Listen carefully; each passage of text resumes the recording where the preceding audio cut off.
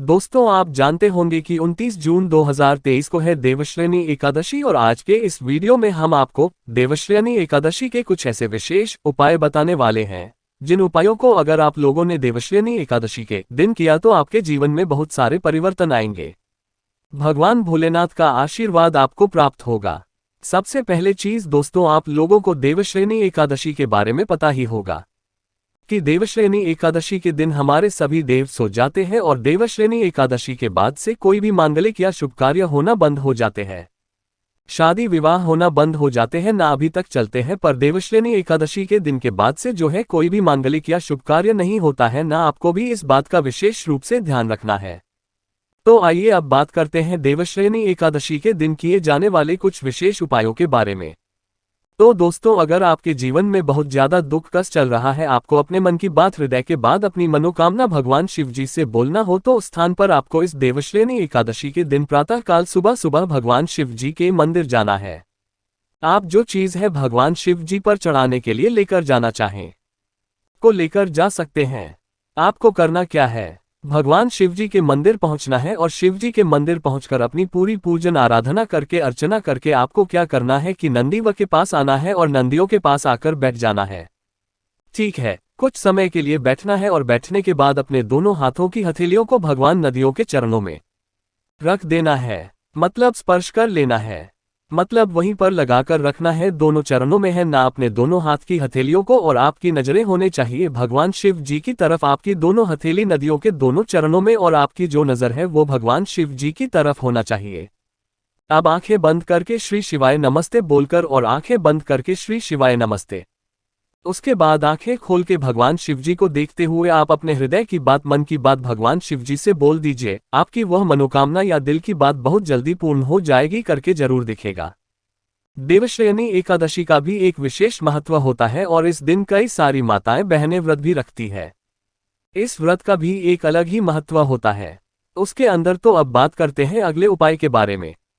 दोस्तों, बहुत सारे लोगों को एक बहुत बड़ी आजकल समस्या हो जाती है गांठ बनने की। किसी के गर्भाशय में गांठ हो जाती है तो किसी को कहीं पूरे शरीर में गांठ हो जाती है, जगह जगह पर। तो उस स्थान पर इसका इलाज क्या है, इसका उपाय क्या है? तो यह उपाय बहुत लोगों को काम आएगा और इस उपाय को करने से बहुत लोगों को फल भी मिला। ये पंडित जी की शिव महापुराण कथा में जो है लोगों ने अपने पत्रों के द्वारा जो है इस उपाय का फल भी बताया है। तो जिनको भी किसी भी जगह पर उनके शरीर में गांठ है तो उस स्थान पर आपको यह वाला उपाय करना है। इस उपाय में आपको करना क्या है, मात्र एक चावल का दाना। कितना? एक चावल का दाना, जो बिल्कुल अच्छा वाला चावल का दाना हो वो ले लेना। एक चावल का दाना आपको भगवान शिव जी के मंदिर लेकर जाना है और मंदिर में जाकर आपको इस चावल के दाने को माता अशुभ सुंदर जी वाले स्थान पर चढ़ाना है।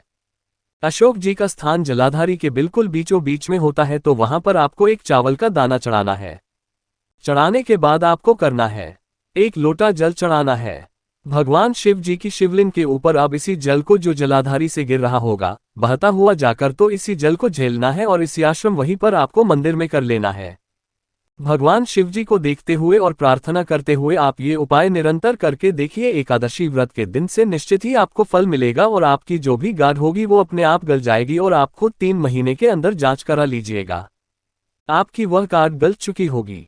ऐसे बहुत सारे पत्र आए जिनमें इस उपाय करने का फल मिला है लोगों को। उसके बाद दोस्तों, अगर आप भगवान शिव जी का आशीर्वाद पाना चाहते हैं और आप चाहते हैं कि आपके ऊपर अफगानी शिव जी की घर परिवार पर कृपा दृष्टि हो, तो उस स्थान पर दोस्तों इस एकादशी व्रत के दिन आपको लेना है एक धतूरा। क्या लेना है? एक धतूरा है ना, जो भगवान शिव जी को बहुत प्रिय होता है और बहुत जहरीला होता है। तो एक दूसरे को हल्दी में भिगोकर, मतलब हल्दी के अंदर आपको जो है मतलब डालकर इस धतूरे के ऊपर या हल्दी लगाकर इस धतूरे को आपको इस देवश्रेणी एकादशी के दिन प्रातः काल सुबह सुबह भगवान शिव जी पर चढ़ा कराना है और भगवान शिव जी से यह प्रार्थना करना है कि उनका आशीर्वाद, उनकी कृपा दृष्टि हमेशा आपके ऊपर है और आपके घर परिवार के ऊपर बने रहें। निश्चित ही आपके घर में कभी कोई दुख समस्या आ ही नहीं सकती। उसके अंदर बात करते हैं देवश्रेणी एकादशी के दिन किए जाने वाले अगले विशेष उपाय के बारे में। तो दोस्तों, यह जो उपाय हम आपको बता रहे हैं ये आपके जीवन से सारी देखो और समस्याओं को दूर कर देगी। इस उपाय में आपको करना क्या है वो आप बहुत ही ध्यान से सुनिए। तो इस उपाय में आपको 2 बेलपत्री की आवश्यकता होगी। सबसे पहले ना 2 बेलपत्री के बाद में आपको क्या करना है कि 1 लोटा जल और लेना है।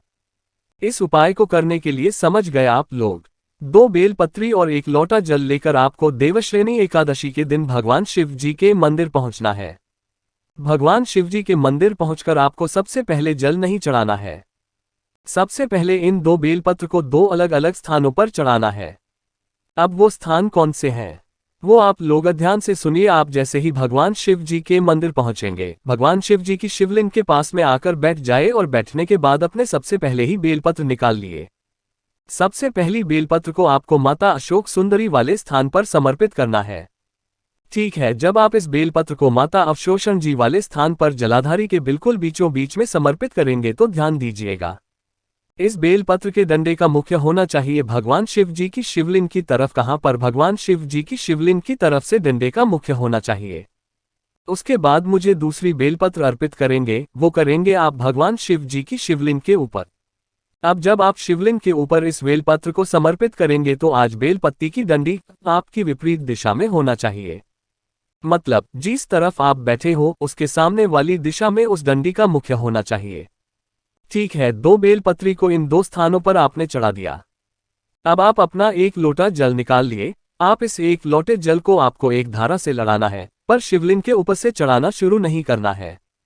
आपको इस 1 लोटे जल को माता अशोक सुंदर जी वाले स्थान से एक धारा से धीरे धीरे करके जो है चढ़ना शुरू करना है और धारा को बनाते हुए सीधा भगवान शिव जी की शिवलिंग के ऊपर आकर उस जल को समर्पित कर देना है।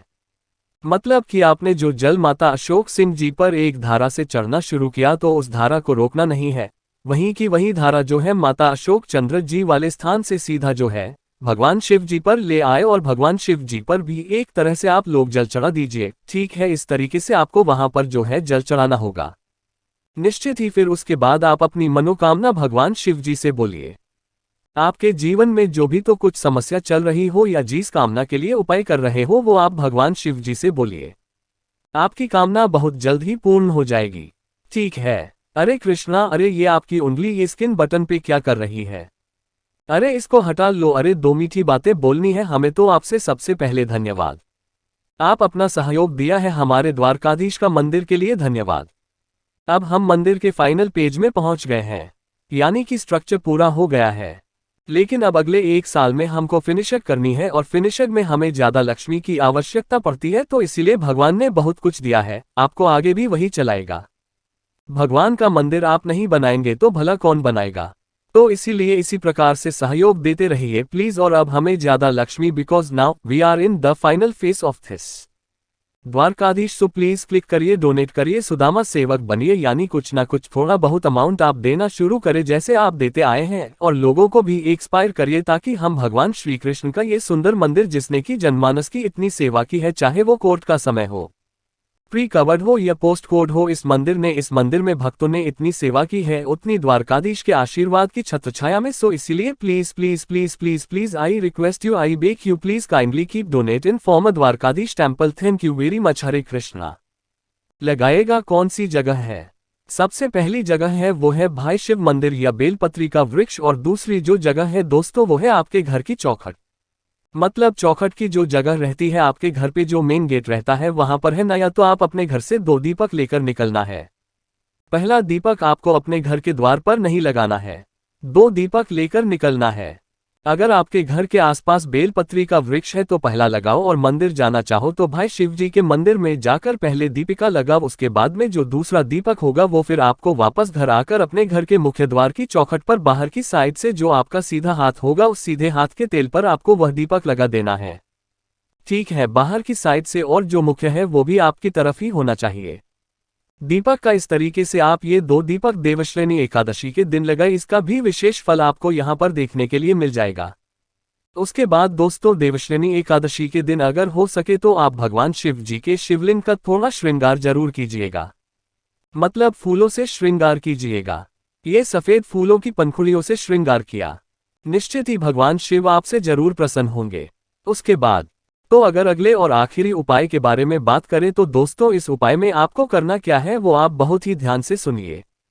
दोस्तों इस उपाय में आपको हटकेश्वर महादेव का नाम लेते हुए अपने मन की कामना भगवान शिव जी से बोलना। जब प्रातःकाल सुबह सुबह उन पर जल चढ़ाने जाएंगे या तो शाम के समय प्रदोष काल में दीपक जलाने जाएंगे, मात्र हाटकेश्वर महादेव के नाम से अपने मन की कामना दिल से मन से बोलिएगा, आपकी भगवान शिव जी जरूर सुनेंगे, आपकी मनोकामना जरूर पूर्ण होती है। तो दोस्तों, ये सारे उपाय थे जो कि आपको इस देवश्रेणी एकादशी के दिन करने हैं, क्योंकि इस दिन के बाद से देव सो जाएंगे और कोई भी शुभ मांगलिक कार्य होना भी बंद हो जाएंगे। तो अगर आपको इन उपाय करने में कोई भी समस्या आती है तो कमेंट बॉक्स में पूछ सकते हैं।